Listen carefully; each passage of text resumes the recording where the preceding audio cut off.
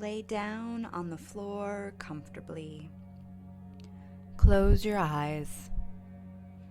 Breathe in deeply through your nose and out through your mouth with a great sound 3 times.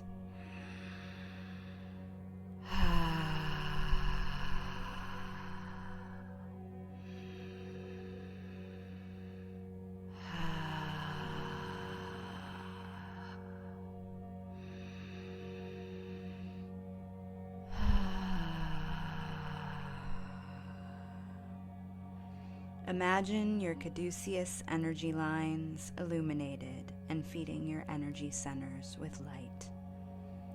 You can now see how each of the energy centers is fed from your 3 inner furnaces as the light circulates and recirculates divine energy throughout your entire body.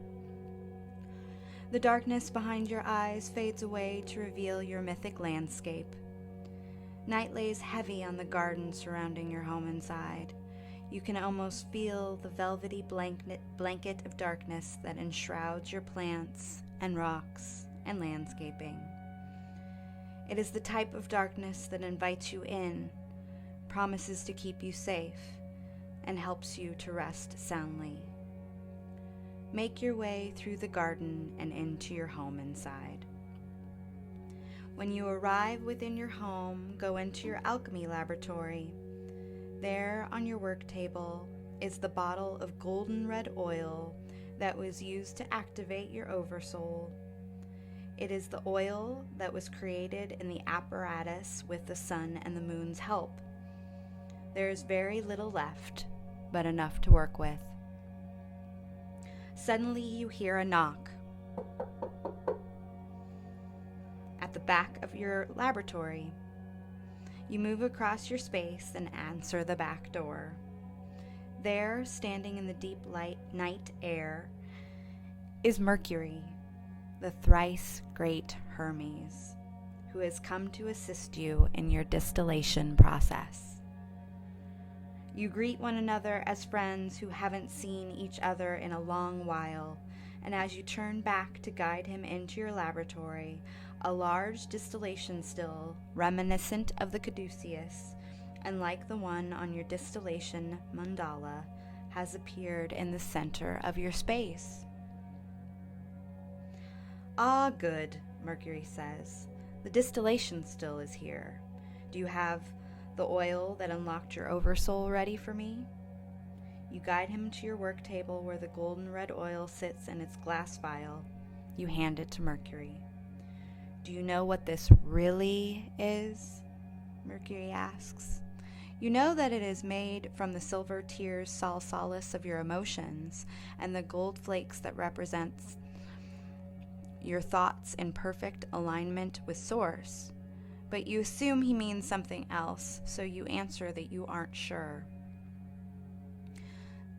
He says, "This contains the pure energies from Source that you are made of," Mercury offers, then continues, "Come sit with me for a moment. Let me explain." You and Mercury take your seats in comfy chairs on the edge of your laboratory. He continues to hold the bottle of oil that he twists and twiddles between his thumb and forefinger. He says, "As you made your way through all of the stages, your essence has been infused into the oil within this vial. Through the various experiments and trials you have undergone, it started way back in stage 1, when you experienced the calcination process and collected the ash of your judgments, blame, and fear. You continued through stage 2, where the dissolution process was where you collected the solution brought forth from the boiling away of your persona and collection of your tears. Then, in stage 3, during the separation work you performed, you were able to collect the purified sal salis during your dismemberment. That sal salis was then combined with the gold and acid to create the oil that unlocked your oversoul. This oil, this essence, that direct energy from source, is what you've been trying to understand through this whole process. But it isn't something that can be revealed all at once, and thus all of that work was necessary to get you here, right now, with me. And it is in this time and this space that you will know the truth. You, my dear alchemist, are made up of pure source matter, and that source matter has been animating you since you took your first breath.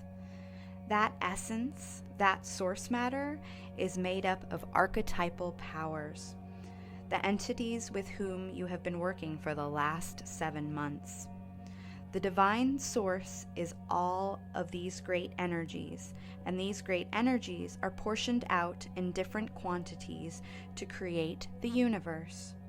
You are made up of several of those archetypal powers, and by understanding them, you will be able to create your Philosopher's Stone at the end of the great work. And once you integrate them fully, your purpose will be discovered. Tonight, the archetypal powers that made you up will be revealed to you. And then, over this moon cycle, you will work with each of them to understand how they make up your flaws and gifts. And you will distill those energies through your body. Through the use of the circulating the light and active imagination, this stage will teach you the most you have learned thus far. But I don't want to get ahead of myself. First, you must learn which of the 7 planetary archetypes make up your essence. Each human being is made up of between 2 to 4 archetypal powers. Let me say that again. Each human being is made up of between 2 to 4 archetypal powers. You, my dearest alchemist, are made up of between 2, 3, or 4 archetypal powers. No more, no less. Are you ready to find out what they are?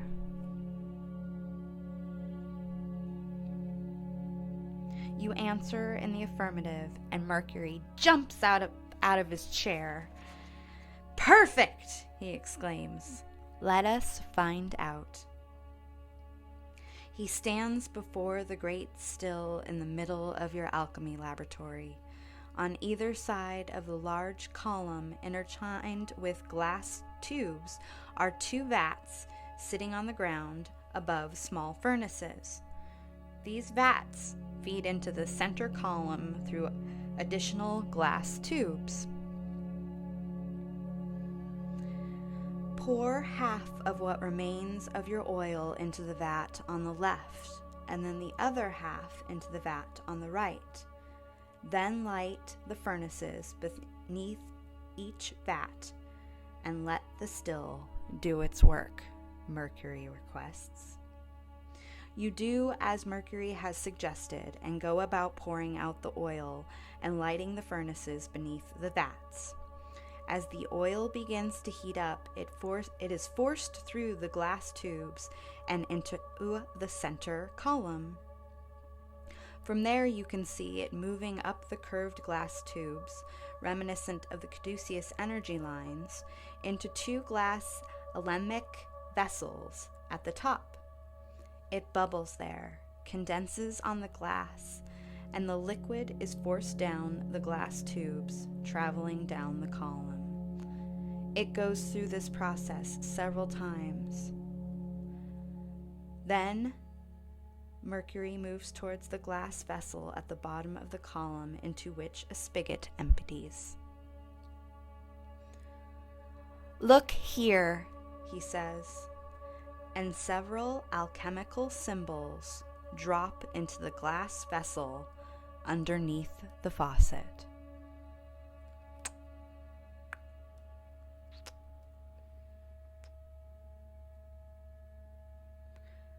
Mercury grabs the vessel and moves over to your work table where he pours out the symbols that are there.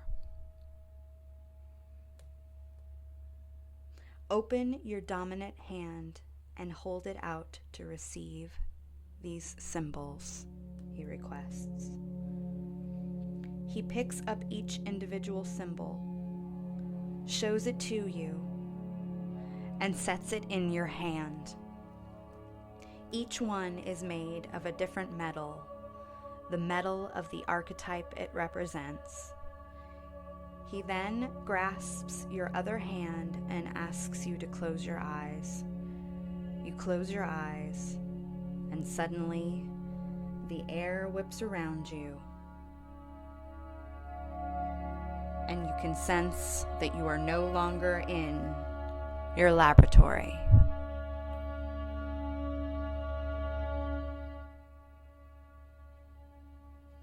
Open your eyes, Mercury says. It is dark here. So dark that you can't see even an inch in front of your face. But then suddenly you see Mercury illuminated next to you.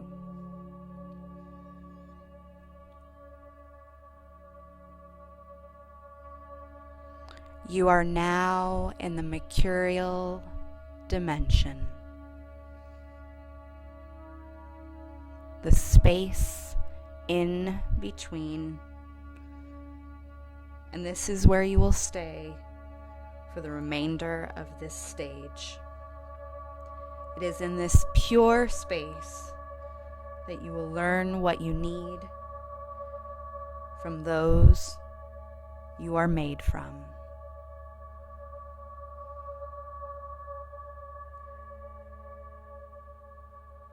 And suddenly, out of the darkness, the archetypes whose symbols you are holding in your dominant hand step forth, illuminated and smiling.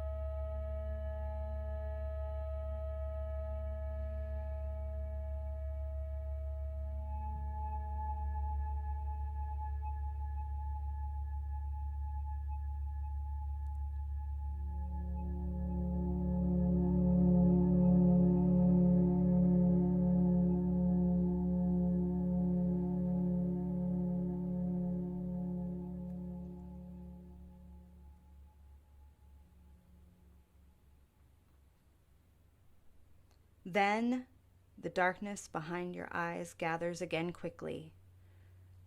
You take 3 deep breaths here, and then open your eyes.